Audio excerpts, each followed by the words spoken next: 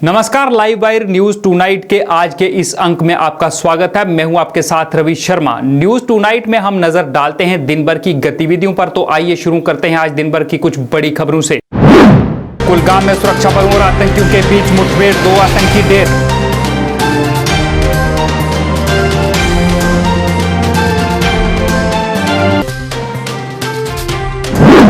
National conference और PDP ने किया डिलिमिटेशन कमीशन पर रोक, साफ आयोग में शामिल होने से किया इनकार।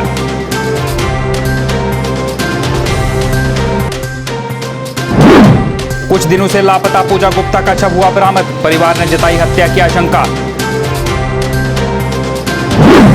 लॉकडाउन के चलते इस वर्ष नहीं आयोजित हो पाया माता खीर भवानी मेला, श्रद्धालुओं की नहीं दिखी रौनक।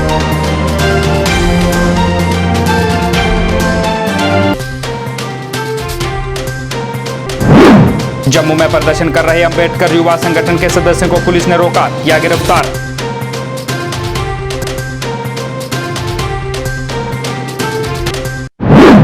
अब समाचार विस्तार से। कश्मीर में सुरक्षा बलों ने बड़ी सफलता हासिल की है। सुरक्षा बलों ने 2 आतंकियों को मार गिराया है। जम्मू कश्मीर पुलिस ने आतंकियों के मारे जाने की पुष्टि की है। दरअसल खुफिया एजेंसियों को सूचना मिली थी कि दक्षिण कश्मीर के कुलगाम जिले के वानपोरा इलाके में आतंकी छिपे हैं, जिसके बाद भारतीय सेना, एसओजी और सीआरपीएफ की संयुक्त टीम ने इलाके को घेर लिया था। सुरक्षा बलों ने आतंकियों से सरेंडर करने के लिए कहा, लेकिन आतंकियों ने सुरक्षा बलों पर फायरिंग शुरू कर दी। 5 मिनटानंतर नीరు अगर फॉलो क्रेडिट తీసావు यकन थोड़ी कोता तो नीరు नवर मौका दिया जाता है पश्चिम उनके मौका दिया फिर के सरेंडर कर। सुरक्षा बलों ने भी जवाबी कार्रवाई की, जिसमें 2 आतंकियों को मार गिराया गया। दोनों आतंकी रजिस्टर्ड फ्रंट के खुफिया तंत्र के सदस्य थे। उनकी पहचान जाहिर करते हुए संगठन ने इस संबंध में स्वयं बयान जारी करते हुए यह माना कि ये दोनों आतंकी उनके साथ जुड़े थे। मारे गए दोनों स्थानीय आतंकियों की पहचान परवेज उर्फ मोइज और शाकिर उर्फ जरार के तौर पर हुई है। हालांकि जम्मू कश्मीर पुलिस ने टीआरएफ के इस दावे पर किसी तरह की प्रतिक्रिया देने से इनकार किया है। नेशनल कॉन्फ्रेंस ने डिलिमिटेशन कमीशन पर अपना रुख साफ करते हुए कहा है कि पार्टी आयोग में शामिल नहीं होगी। पार्टी सांसद रिटायर्ड जस्टिस हसनैन मसूदी ने कहा कि पार्टी ऐसी किसी प्रक्रिया में शामिल कैसे हो सकती है जिसका वो विरोध कर रहे हैं। डिलिमिटेशन कमीशन ये जो बनाया गया, ये कड़ी है उन इकदामात की जो 5 अगस्त को उठाए गए, जिनमें जम्मू एंड कश्मीर रिऑर्गनाइजेशन एक्ट भी शामिल है। हमने पहले ही अपना मौक़िफ़ वाज़ेह किया है कि जो जे.एंड.के रिऑर्गनाइजेशन एक्ट है और जिसकी रूह से इसको डाउनग्रेड करके स्टेट को फ्रैगमेंट करके इसको यूनियन टेरिटरीज में बांटा गया, वो काबिल कबूल नहीं है। वो आइन के मुताबिक नहीं है, बल्कि उससे आइन की और हमारे जो बुनियादी हमारा जो स्टैंड है उसकी नफी होती है। तो हमने पहले उसकी मुखालफत ही नहीं की है, बल्कि हमने उसके खिलाफ सुप्रीम कोर्ट में एक अर्जी भी दाखिल की है और उसमें इस्तदा की है कि जो जम्मू कश्मीर ऑर्गेनाइजेशन एक्ट है उसको कलअदम करार दिया जाए, क्योंकि यह आइन के मुनाफी है। जाहिर सी बात है, जब हमने उस एक्ट के खिलाफ रिट दायर की है और उस एक्ट के खिलाफ हमने अपना मौक़िफ़ वाज़ेह किया है, तो ये जो उसकी एक कड़ी है, इसके साथ वाबस्ता होना हमारे लिए नामुमकिन है।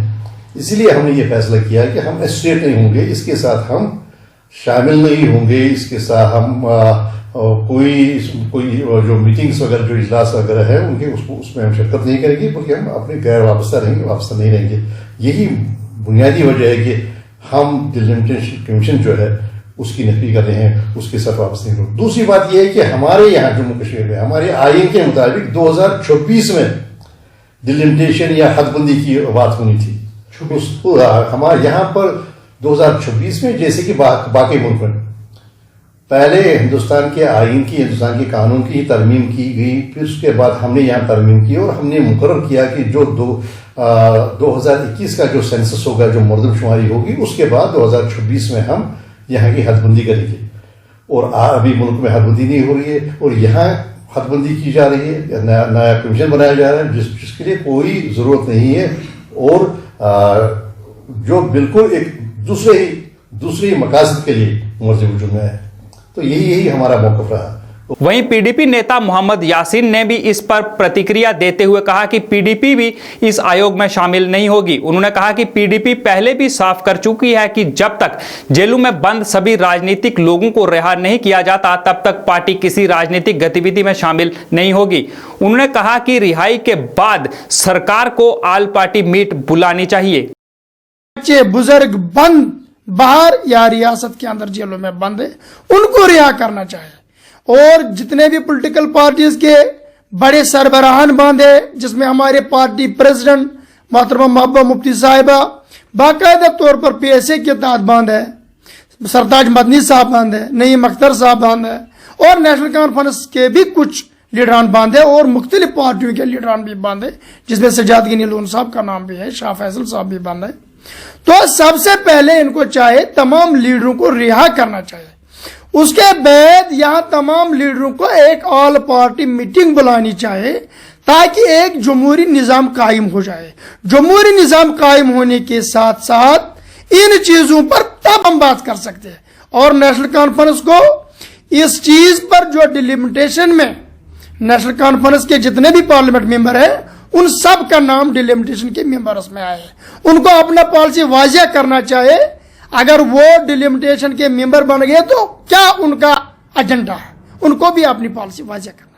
लॉकडाउन के चलते इस साल माता खीर भवानी मेला आयोजित नहीं हो पाया। इसके चलते गांदरबल कश्मीर में स्थित माता के मंदिर में जहां आज के दिन भक्तों की भीड़ लगती थी और बड़ी संख्या में कश्मीरी पंडित यहां पहुंचते थे, लेकिन आज कोरोना के चलते हुए लॉकडाउन के कारण आज मंदिर में भक्तों की रौनक नहीं दिखी। स्थानीय दुकानदारों ने कहा कि जहां आज के दिन बड़ी संख्या में लोग यहां पहुंचते थे वहां आज कोई भी यहां नहीं आया और श्रद्धालुओं के न आने से भी उन्हें काफी नुकसान हुआ है। ये जो बड़ा दिन था बहुत अच्छा लगता था, यहाँ पैसे भी बहुत आती थी, लेकिन अब ये खराब ही हुआ था। ये हालात बीमारी की वजह से कोई नहीं आया यहाँ, तो इसलिए कारोबार भी बैठ गया। तो आज के दिन के हवाले से कितने काम करते थे आप यहाँ पे? कितनी काम करते थे? काम कम से कम 20,000 रुपया कमाते थे 2 दिन। यहाँ जो तो मतलब जो भी बंदा है वो भी जाता है अंदर प्रसाद भेजने के लिए, थाली भेजने के लिए। वो 10-10, 20-20 हजार एक ही कमाते थे, हम भी कमाते थे, शुक्र है खुदा का। लेकिन अब हालात खराब हो गया, बीमारी की वजह से कोई यहाँ नहीं आ गया। अपने मुद्दों को लेकर जम्मू के एग्जीबिशन ग्राउंड में प्रदर्शन करने आए अंबेडकर युवा संगठन के सदस्यों को पुलिस ने प्रदर्शन करने से रोका और उनके खिलाफ कार्रवाई करते हुए उन्हें गिरफ्तार कर लिया। गौरतलब है कि कोरोना के चलते किए गए लॉकडाउन के तहत किसी भी प्रदर्शन पर रोक लगाई गई है। आपके साथ कोई गल नहीं सर, तुम करने ना बंदे सर, आगे कोई गल सर की कर सर, मैं तो बाहर आ रहा हूं, इथे थोड़ी है की कर रहे हो मैं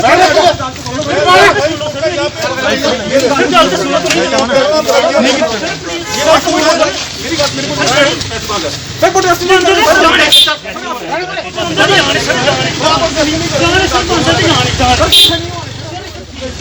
सोशल डिस्टेंसिंग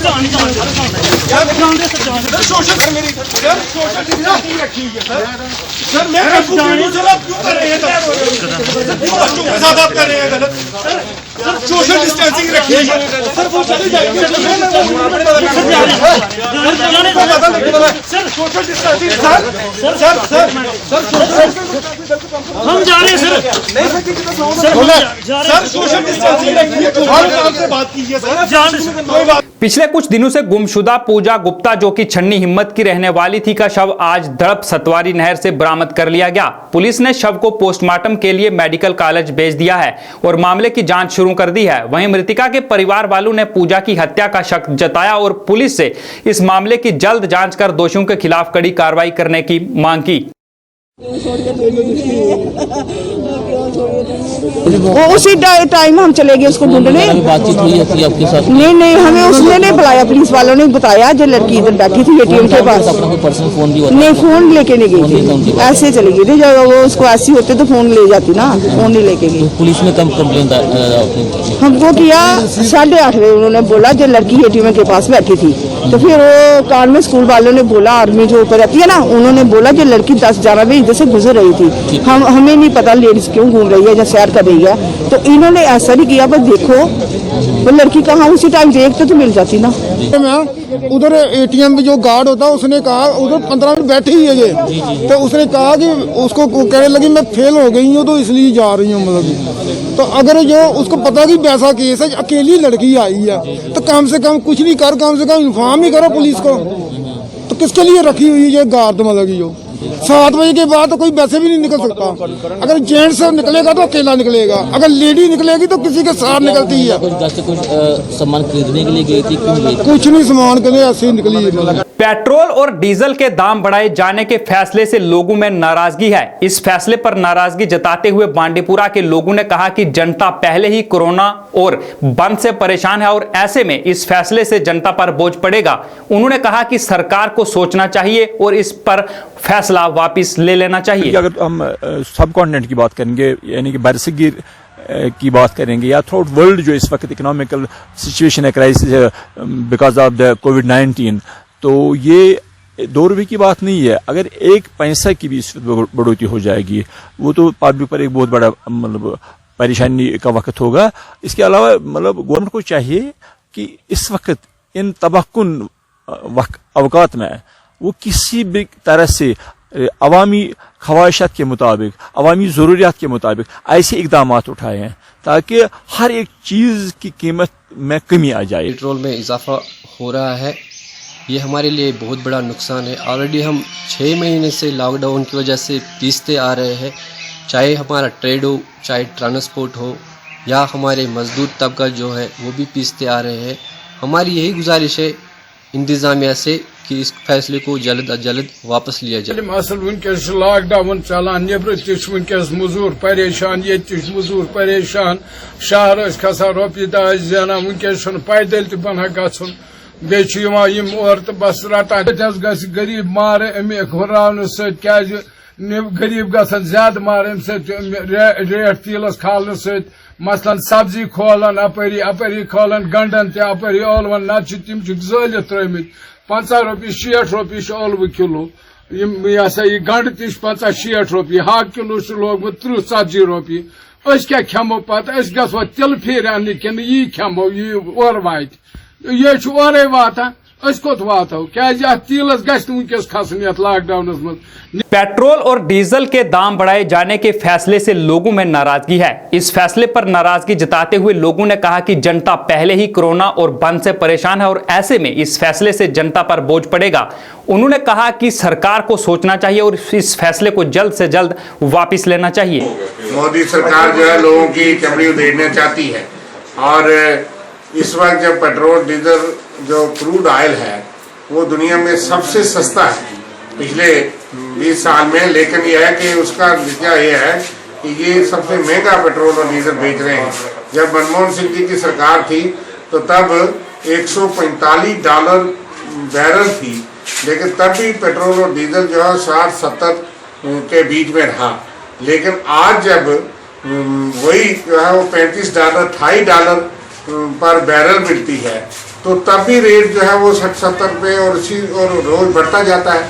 इसलिए कोरोना की महामारी में आर्थिक स्थिति देश की बहुत खराब है, लोगों की हालत बहुत खराब है, लेकिन उसमें भी मोदी सरकार लोगों के नाक से पैसे निकाल रही है, चाहे वो कई चीज़ों पे टैक्स और ये बढ़ाना, ये बड़ी दुर्भाग्यपूर्ण बात है।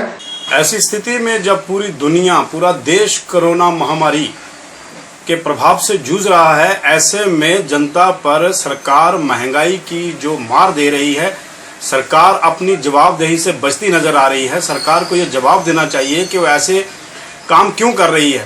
जहां क्रूड ऑयल के पहले रेट बहुत ऊपर थे, अब पूरी दुनिया में ये क्रूड ऑयल के रेट बहुत नीचे आ गए हैं। ऐसी स्थिति में जब आम आदमी को सरकार ने फायदे देने चाहिए, सरकार जनता पर अलग अलग तरीके से टैक्स क्यों लगा रही है? ये बात समझ से परे है। एक तरफ सरकार कहती है कि हम गरीबों के साथ हैं, गरीब दर दर की ठोकरें खा रहे हैं, गरीब अपने घर नहीं पहुंच पा रहे हैं। ऐसी स्थिति में सरकार को फ्रंट फुट पे आकर खुल के बताना चाहिए कि सरकार गरीबों के लिए क्या प्रयास कर रही है।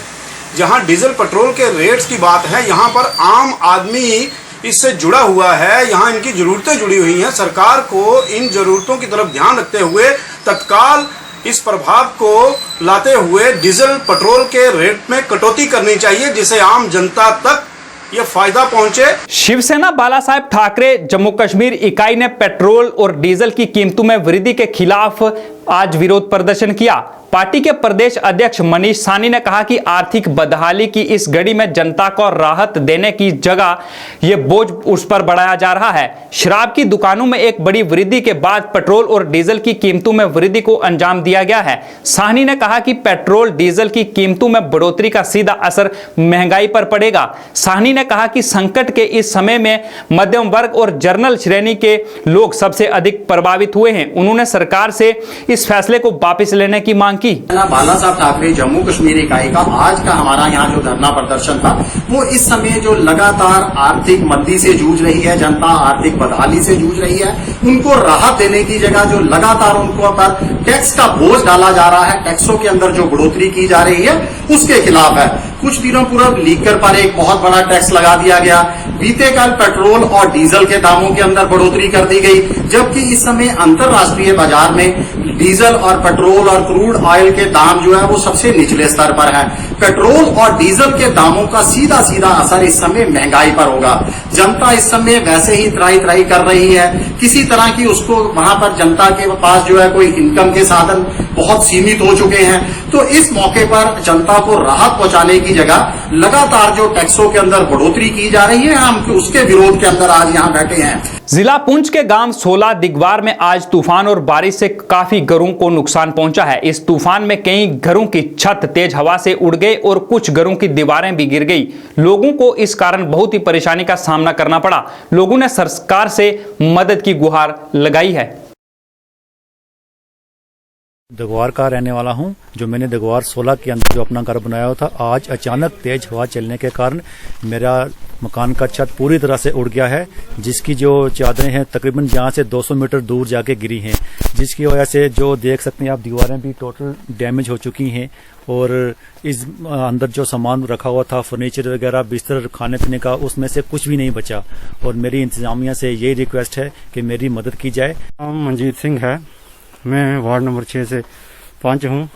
और आज जो ये हवा की वजह से उनका जो मकान आप देख ही रहे हैं, पूरा टीने टूने उड़ गई हैं सर, और बहुत नुकसान हो गया इनका सर। इनका देख लो जी कि पूरा मकान उड़ गया है, और अंदर सामान ही था जो रोजमर्रा का सामान होता है, कम से कम भी 4-5 लाख का इनका जो नुकसान हो गया है। चंदपुरा श्रीनगर को रेड जोन क्षेत्र घोषित कर दिया गया है, जिसे देखते हुए सारे इलाके को सील कर दिया गया है और किसी को भी बेवजह बाहर आने जाने की इजाजत नहीं दी जा रही है। पुलिस द्वारा लोगों से अपने घरों में रहने और नियमों का पालन करने की अपील की जा रही है और यह भी कहा जा रहा है कि किसी ने भी अगर लॉकडाउन का उल्लंघन किया तो उसके खिलाफ कड़ी कार्रवाई की जाएगी। रेड जोन के अपने अपने घरों के अंदर रहें और बगैर किसी जरूरी काम के घर से बाहर ना निकलें। इस बीमारी का वायरस किसी जरूरी काम के हम अपने घरों से बाहर ना निकलें। अपने आप को, अपने घर वालों को और अपने आस पड़ोस के लोगों को इस बीमारी से बचाइए। रेड जोन करार दिया गया है, लिहाजा आपसे गुजारिश है, मेहरबानी करके अपने अपने घरों के अंदर रहें, घरों से बगैर किसी जरूरी काम के बाहर ना निकलें। ऑल पेरेंट एसोसिएशन जम्मू ने पेरेंट्स से ट्यूशन फीस न देने की अपील की है। बिश्ना में एक प्रेस कॉन्फ्रेंस में एसोसिएशन के प्रधान अमित कपूर ने कहा कि पेरेंट्स को बेवजह ही ट्यूशन फीस के नाम पर परेशान किया जा रहा है, जो बिल्कुल भी सही नहीं है। उन्होंने कहा कि स्टाफ को वेतन के नाम पर फीस देने के लिए दबाव बनाया जा रहा है, जिसके चलते पेरेंट्स 20% फीस देने को ही तैयार हैं। अमित कपूर ने पेरेंट्स से किसी तरह की कोई भी फीस न देने की अपील की और कहा कि अगर किसी को भी किसी तरह की कोई परेशानी आती है तो वह उनसे संपर्क कर सकता है। मैं Amit Kapoor, parent association Jammu president. मैं आज हम बिश्ना में आए हुए हैं। मैं आप सब पेरेंट्स से, जम्मू कश्मीर के पेरेंट्स से एक अपील करना चाहता हूं, किसी भी टाइप की कोई भी स्कूल में, प्राइवेट स्कूल, सीबीएसई स्कूल में कोई भी फीस नहीं देनी। जो ये ऑर्डर आपको ट्यूशन फीस का दिखा रहे हैं, मैं आपको बता दूं ट्यूशन फीस होती क्या है और इन्होंने ट्यूशन फीस का ऑर्डर क्यों निकलवाया है। इन्होंने ट्यूशन फीस का ऑर्डर इसलिए निकलवाया है इमोशनल ब्लैकमेल करके हमारी जो एजुकेशन डिपार्टमेंट को, कि हमने टीचरों की सैलरी देनी है जो ऑनलाइन स्टडी करवा रहे हैं। तो मैं उनको बता दूं कि ट्यूशन फीस जो 5 टाइप की फीस बनकर मंथली फीस बनती है वो होती है, ट्यूशन फीस में इलेक्ट्रिसिटी बिल आता है, वाटर सप्लाई बिल आता है, ट्यूशन फीस में एक्सपेंसेस आते हैं स्कूल के, ट्यूशन फीस में मालिक का प्रॉफिट आता है स्कूल के, और ट्यूशन फीस में टीचर्स और स्टाफ की सैलरी आती है। जब ये 5 हिस्सों में डिवाइड होगी तो 20% जो टीचरों और स्टाफ की सैलरी है हम फीस देने के लिए तैयार है। इससे ज्यादा मंथली फीस से 20% फीस देने से ज्यादा हम एक पैसा नहीं देंगे, और देंगे भी क्यों जब हमारे बच्चे घर बैठे हुए हैं, स्कूल बंद है, तो फीस किस चीज की। एनएसयूआई द्वारा आज सुंदरबनी में एक पत्रकार वार्ता का आयोजन किया गया। इस अवसर पर एनएसयूआई के अध्यक्ष ने प्रशासन से मांग की कि जम्मू यूनिवर्सिटी के सभी छात्रों की मास प्रमोशन की जाए। उनका कहना था कि यूनिवर्सिटी द्वारा अंडर ग्रेजुएट के कुछ सेमेस्टर्स के छात्रों की मास प्रमोशन की जा रही है। उन्होंने कहा कि इस समय किसी भी छात्र के लिए परीक्षा देना संभव नहीं है, इसलिए उन्होंने मांग की कि सभी छात्रों की मास प्रमोशन कर दी जाए। बड़े बड़े इंस्टीट्यूशंस और इंफ्रास्ट्रक्चर किस लिए बनाए हैं सरकार ने? इतनी फीस दे के, इतनी सैलरीज जो बच्चे अपने माँ बाप की दे के वहाँ स्कूल्स में जाते हैं या इंस्टीट्यूशंस में जाते हैं, वो किस लिए जाते हैं? व्हाट्सएप पे ही पढ़ लेते हैं कि एंड्रॉइड फोन लेते हैं और घर पे ही पढ़ लेते हैं। इस चीज़ के हम सख्त विरोध करते हैं। पूरी एनएसयूआई और हमारा पूरा संगठन इस चीज़ का विरोध करता है कि हमें मास प्रमोशन चाहिए। जैसे कि पिछले थोड़े दिन पहले हमारे यूनिवर्सिटी के बच्चों ने मेमोरेंडम किया, हमने बनाया, जिसमें लगभग 1200 से ज़्यादा सिग्नेचर आए। सिग्नेचर कैंपेन चलाई हमने। उसके बाद एक फैसला आता है कि हम वो करेंगे, बच्चों को मास प्रमोशन देंगे, बट 6 सेमेस्टर वालों को नहीं देंगे, बाकी वालों को देंगे। 6 सेमेस्टर को या फाइनल सेमेस्टर को क्यों नहीं देंगे? मैं उनको ये पूछना चाहता हूँ कि सबसे जो ज़्यादा जरूरत है वो है 6 सेमेस्टर को, लास्ट सेमेस्टर को। उन्होंने फर्दर अपनी एडमिशन्स आगे लेनी है, उन्होंने अपनी जॉब्स के लिए सोचना है। अब वो बच्चा ये सोच रहा है कि मैं अपनी कॉम्पिटिटिव की तैयारी करूँ या फिर मैं अपना सिलेबस पढ़ूँ। उनको आपने असमंजस में डाल दिया है कि वो किस ओर जाएं। तो मेरा अनुरोध सरकार से और एडमिनिस्ट्रेशन से यही है कि ऐसा ना करें और जल्द से जल्द बच्चों को जो है वो मास प्रमोशन दें और उनको अपना रास्ता साफ दिखाई दे कि हमें किस ओर जाना है। दूसरा, यूटी बनती है हमारी, 370 टूटा, उसके बाद यूटी बनी, ठीक है। एक यूटी में एक रूल लागू क्यों नहीं होता है? कुछ दिन पहले हमारे कश्मीर से आ रहा था कि कश्मीर यूनिवर्सिटी के बच्चों को जो है वो मास प्रमोशन दी जा रही है। ठीक है, हमें उससे कोई एतराज़ नहीं है, हम उससे पूर्ण सहमत हैं और पूर्ण उनके साथ है कि ठीक है आपको मास प्रमोशन मिल रही है, बिल्कुल वो जायज़ है, वो डिमांड भी जायज़ है और बच्चों को वो मांगना भी जायज़ है। बट जम्मू वालों ने ऐसा क्या पाप किया है कि आप उनको मास प्रमोशन नहीं दे रहे हैं? एक जैसा व्यवहार आप दोनों के साथ क्यों नहीं कर रहे हैं, जम्मू और कश्मीर के साथ? हमें उनसे कोई नाराज़गी या कोई कुछ नहीं है। अगर उनको मास प्रमोशन मिला है तो बहुत अच्छा हुआ है, वो ये चीज़ डिजर्व करते हैं। बट जम्मू भी डिजर्व करता है। नेट यहाँ पे भी 2G ही चल रहा है और नहीं, कभी तो चलता नहीं है, जब चलता है तो 2G चलता है। तो हम यही कहना चाहेंगे सरकार से, एडमिनिस्ट्रेशन से कि जितनी जल्द हो सके ये एक आश्वासन दिया जाए और एक नोटिस निकाला जाए कि बच्चों को मास प्रमोशन दी जा रही है, चाहे वो कॉलेजेस भी हो, चाहे वो यूनिवर्सिटीज़ के हो, चाहे वो क्लस्टर यूनिवर्सिटी हो, चाहे वो जो मर्जी हो।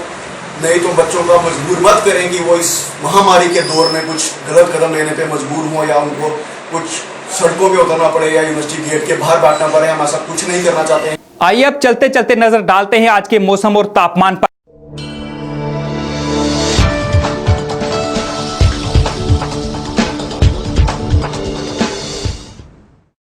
जम्मू में आज का अधिकतम तापमान 29 डिग्री सेल्सियस रहा और न्यूनतम तापमान 22 डिग्री दर्ज किया गया। वहीं कश्मीर की बात करें तो कश्मीर में आज का अधिकतम तापमान 21 डिग्री सेल्सियस रहा, जबकि न्यूनतम तापमान 13 डिग्री सेल्सियस दर्ज किया गया। मौसम विभाग के अनुसार आने वाले 24 घंटे में जम्मू कश्मीर में धूप के साथ साथ हल्के बादल छाए रहेंगे। लाइव वायर न्यूज टुनाइट के आज के इस अंक में फिलहाल इतना ही। इसी के साथ मुझे रवि शर्मा को दें इजाजत। पर जाते जाते अगर आपकी कोई भी समस्या है, आप उस समस्या से परेशान हैं और आप अपनी आवाज प्रशासन तक पहुंचाना चाहते हैं तो आप लाइव वायर से संपर्क कर सकते हैं। हम आपकी समस्या को हल करवाने की पूरी कोशिश करेंगे। नमस्कार।